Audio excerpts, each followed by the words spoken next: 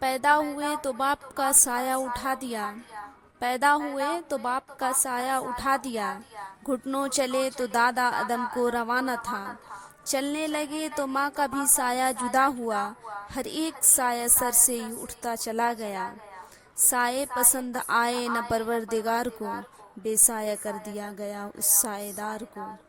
السلام علیکم اینڈ آداب to all my respected viewers, welcome کرتے ہیں ہم آپ کا اپنے YouTube channel learn with Z Hasan پہ۔ ناظرین، آج کی اس ویڈیو میں ہم بات کریں گے اس عظیم ہستی کی جن کے حیات و زندگی کا ایک ایک لمحہ سورج کی طرح صاف و شفاف تھا، جن کی اگر ایک طرف جوانی کی زندگی عفت و پاکیزگی، عدل و انصاف سے لبریز تھی، تو دوسری طرف ان کے ایام طفولیت اور بچپن کی زندگی پھولوں کی طرح بے داغ، حسین و دلکش تھی، جو یتیم بن کر دنیا میں تشریف لائے لیکن سارے یتیموں کے امام بن گئے، جن کے ولادت سے قبل ہی باپ کا سایہ سر سے اٹھا دیا گیا، اور جب گھٹنوں چلے تو ماں کی ممتا اور اس کی میٹھی آواز سے بھی محروم کر دیے گئے، جنہوں نے ایسے سنسان ماحول میں چلنے کا سلیقہ سیکھا تھا جو انتہائی بھیانک اور خطرناک اور خوفناک تھا۔ ہر طرف گلی کوچے میں تلواروں کی جھنکار، گالی گلوچ اور کی آوازیں سنائی دیتی تھیں۔ کتنا خوفناک منظر تھا کہ باپ باپ چلاتی ہوئی معصوم بچیاں بھی زندہ درگور کر دی جاتی تھیں، ایک خدا کو چھوڑ کر سینکڑوں دیوی دیوتاؤں کی پرستش کی جاتی تھی، بے حیائی عام تھی، سورج طلوع ہوتے ہی مکہ کی گلیوں میں بچوں کی بھیڑ لگ جاتی تھی، رقص و سرور، ناچ گانے، فحش گالیاں ان کے لبوں پہ مچلتے رہتے تھے۔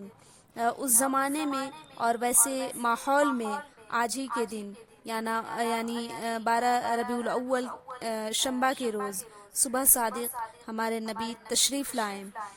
علماء کا بیان ہے کہ جب آمینہ یعنی والدہ رسول حاملہ ہوئی تو انہوں نے حمل کی کوئی گرانی محسوس نہیں کی، اور آپ کی ولادت کے وقت ایک ایسا نور نکلا جس سے کائنات مشرق سے لے کر مغرب تک روشن ہو گئیں۔ جب آپ بطن مادر یعنی ماں کے پیٹ میں ہی تھے تو آپ کے والد اجل کو لبیک کہہ گئے، اور والد کے وفات کے بعد چند ماہ بعد آپ کی پیدائش ہوئی۔ پھر آپ کو حلیمہ سعدیہ نے دودھ پلا کر رضاعی ماں ہونے کا شرف حاصل کیا، اور یہی حلیمہ سعدیہ کے پاس آپ صلی اللہ علیہ وسلم 4 سال تک رہیں۔ یہاں ہی آپ کے پاس 2 فرشتے آئے جنہوں نے آپ کا سینہ چاک کر کے آپ کے سینے سے نفس شیطان کی گرفت کا حصہ الگ کیا اور دل مبارک کو صاف کیا۔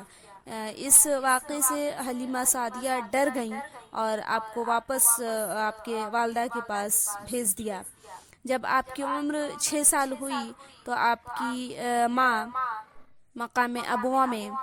وفات پا گئیں۔ اس کے بعد آپ کی دیکھ بھال کی ذمہ داری ام ایمن نے اٹھائی، جو آپ کے والد کی کنیز تھی، اور کفالت اور سرپرستی کے فرائض آپ کے دادا نے انجام دیے۔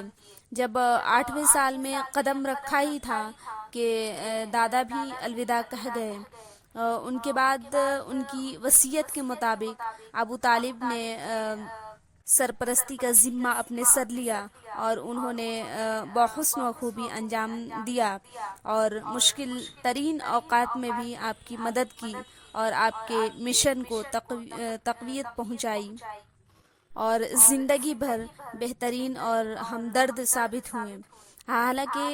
وفات تک انہوں نے اپنے آبائی مشرکانہ دین کو نہیں چھوڑا تھا۔ آج کی ویڈیو میں بس اتنا ہی، ملتے ہیں ایک نئے ویڈیو میں مزید تفصیل کے ساتھ، تب تک کے لیے اللہ حافظ۔